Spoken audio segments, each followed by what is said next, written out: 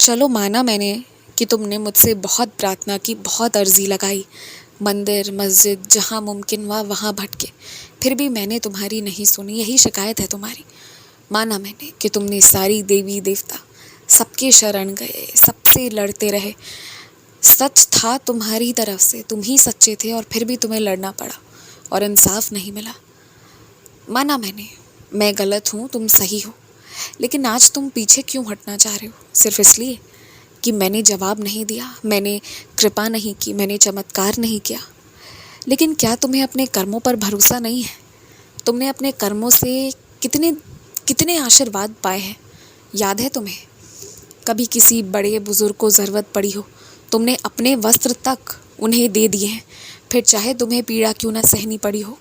तुम्हें याद है तुम्हारे वो खिलौने जिनसे तुम खेलना चाहते थे, या जिनसे तुम्हारी यादें जुड़ी थी, लेकिन फिर भी वो किसी बच्चे को तुमने दे दिया था ताकि वो खुश रहे, उन्हें भविष्य में उन चीज़ों की कमी महसूस नहीं हो। याद है तुमने किस तरह से हर इंसान से यही प्रयास किया कि उसके बोले बिना उसकी समस्या को समझ जाओ और उसे किसी के सामने शर्मिंदा ना होना पड़े। तुमने इतने अच्छे कर्म किए हैं, तो क्या तुम्हें अपने कर्मों पर भरोसा नहीं? अब तुम्हारे कर्मों के शुभ फल लौटकर तुम्हारे पास आने शुरू हो रहे हैं। अब तुम भाग जाना चाहते हो, हट जाना चाहते हो इन चीज़ों से। नहीं, अब हटो मत। बस तुम्हारी गलती इतनी है ना कि जो तुमने गलत किया ही नहीं है उसे कबूल मत करो, और जो तुमसे गलत हो गया हो ना, उसके लिए पहले मेरे पास आकर माफ़ी मांगो, और उसके बाद मैं तुम्हें बुद्धि दूंगा और तुम्हें शब्द प्रदान करूंगा कि सामने वाले को क्या कहना है, जिससे कि वो तुम्हारी गलती के बदले तुम्हें माफ़ी दे, या फिर यदि वो तुम्हें दंड देना भी चाहते हैं, फिर भी वो पूरी ज़िंदगी तुम्हें इसके लिए कुछ ऊपर नीचे कहे नहीं, बल्कि वो बात उसी वक्त हो और ख़त्म हो जाए। मैं सब देने को तैयार हूँ, बस बात इतनी सी है ना कि तुम आ जाओ।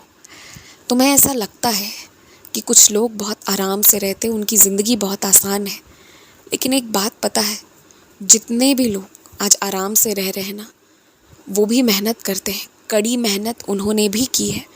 आराम से चीज़ें किसी को हासिल नहीं होती। तुम पीछे के मेहनत को नहीं देख पाए हो, लेकिन आगे के आराम को देख पा रहे हो। खैर, मैं ये जानता हूँ कि क्यों तुम ये चीज़ों पर ध्यान दे रहे हो, पर मैं तुमसे ये कहना चाहता हूँ कि मेहनत करने से घबराओ मत और लगे रहो। यदि तुम उस कार्य क्षेत्र में मेहनत करते रहोगे, थोड़ी थोड़ी छोटी छोटी कोशिशें करते रहोगे, तो फिर निश्चित ही तुम्हें सफलता मिलेगी।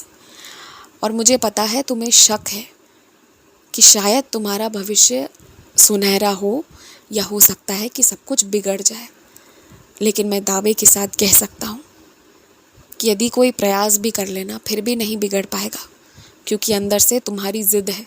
तुम्हारी ज़िद तुम्हें वो किस्मत दिलाएगी जिसकी तुम इच्छा करते हो। तुम्हारी ज़िद, तुम्हारे कर्म और तुम पर मेरा आशीर्वाद, सब मिलाकर तुम्हारे हिसाब की कृपा तुम्हें लाकर देंगे। तुम जैसी ज़िंदगी चाहते हो वैसी ज़िंदगी मिलेगी।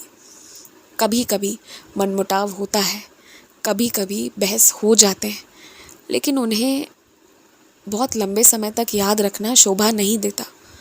यदि तुम बुरी चीज़ों को लंबे समय तक याद रखते हो, तो अच्छी चीज़ों को भी लंबे समय तक याद रखो ना। और घबराओ मत, घबराओ मत, झूठ भी मत बोलो। जो जैसा है ना उसे वैसे ही रहने दो, सब संभल जाएगा। यकीन मानो, सब संभलेगा। और हाँ, जहाँ जितने करने की ज़रूरत हो वहाँ उतना ही करो। कुछ जगहों पर अपने तरफ से कम देना भी बहुत ज़रूरी होता है।